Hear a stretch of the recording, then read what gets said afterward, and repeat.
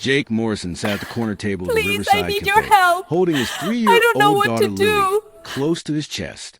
The morning sun filtered through the tall windows, casting soft shadows across their table.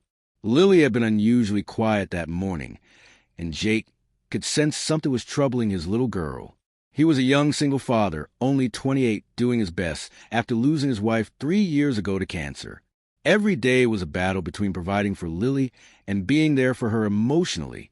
That particular Tuesday morning, they had come to the cafe as a treat before he dropped her off at preschool.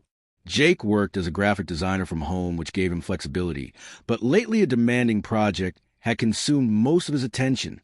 He felt guilty about it.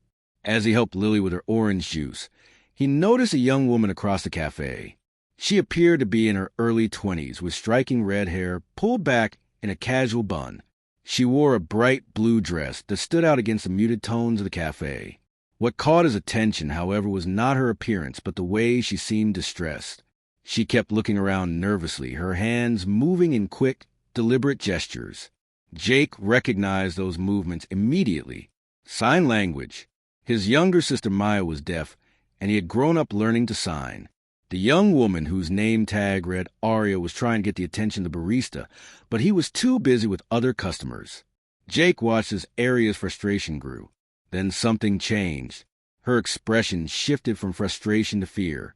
She began signing frantically, now looking directly at Jake and Lily. Her eyes were wide, almost pleading. Jake focused on her hands, and his heart dropped.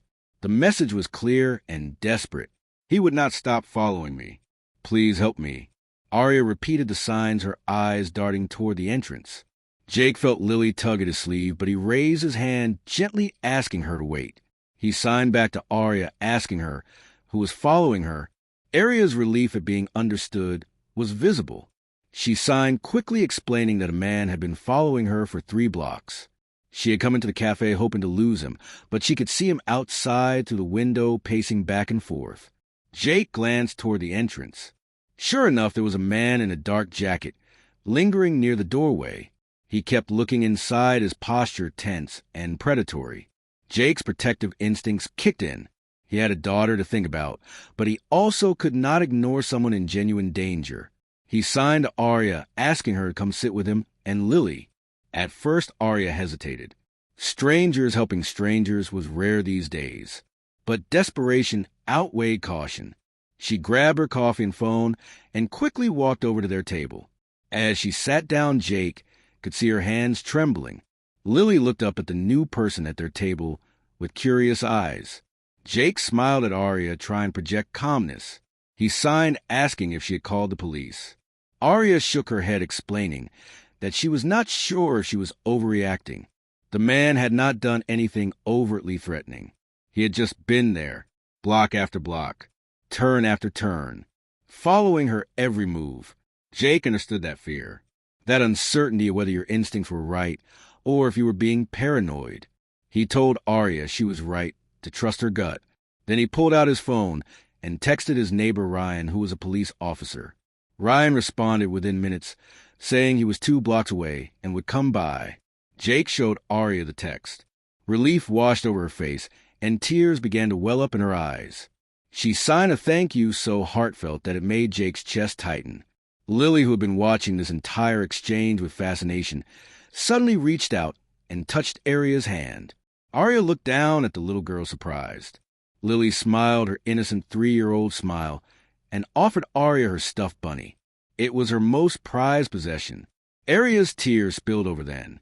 She took the bunny gently and hugged it close. Jake felt his own eyes water. His daughter had inherited her mother's kind heart. Ryan arrived within 10 minutes in plain clothes, but with an unmistakable authority in his stride. Jake briefly explained the situation and pointed out the man outside. Ryan nodded and went outside to have a conversation with him. Through the window, they watched as Ryan approached the man. The conversation started casual, but the man's body language became defensive. After a few minutes, Ryan made a call. 2 patrol cars arrived shortly after. The man was escorted away for questioning. Ryan came back inside and sat down with them. He explained that the man had a history of stalking and harassment. There was already a warrant out for his arrest related to another case. Arya's instinct to seek help had potentially saved her from a dangerous situation. Ryan took Arya's statement and assured her she would be contacted by the detective handling the case. After Ryan left, Arya sat there for a long moment staring at her coffee. Then she looked at Jake and signed something that made him smile. "You restore my faith in people." Jake signed back telling her that his sister Maya had taught him that the deaf community often felt invisible. He was glad he could see her. Arya asked about Lily, and Jake shared their story. How he had lost his wife Nina. How he was trying to be both mother and father to this little girl. How some days he felt like he was failing. Arya listened, her eyes kind and understanding. Then she shared her own story. She had been deaf since birth. She worked as a graphic designer freelancing from home. She had moved to this neighborhood just 3 months ago. She did not have many friends yet. The city could be lonely, especially when you felt like you existed in a different world from everyone around you. They talked for over an hour. Lily eventually fell asleep against Jake's shoulder, her small hand still clutching Arya's hand. When it was time to leave, Arya returned the stuffed bunny to Lily. But Lily shook her head and signed something simple that Jake had taught her. "Keep it. It will protect you." Arya's face crumbled with emotion. She hugged Lily gently and promised to take good care of the bunny. As they parted ways, Jake gave Arya his number. He told her that if she ever needed anything or just wanted to talk, she could reach out. Arya smiled genuinely for the first time that morning. 3 weeks later, Jake received a text from Arya. She wanted to know if he and Lily would like to join her for lunch. Jake agreed. That lunch turned into a regular thing. Every Tuesday morning, they would meet at the Riverside Cafe. Arya and Lily became close friends.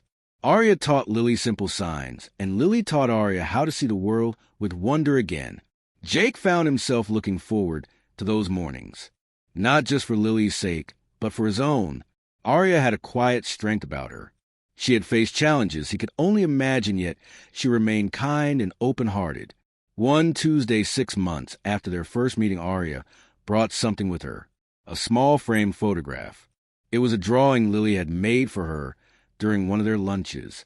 Arya had turned it into a beautiful piece of art, incorporating Lily's crayon strokes into a digital design. She had printed it and framed it. It now hung in her apartment, she signed. A reminder that kindness exists. Jake felt something shift in his chest that morning. It was not just gratitude or friendship. It was something deeper. Something he had not felt since Nina. Over time, their Tuesday meetings expanded. Weekend park visits. Movie nights with Lily. Quiet dinners after Lily went to bed. Jake and Arya never rushed anything.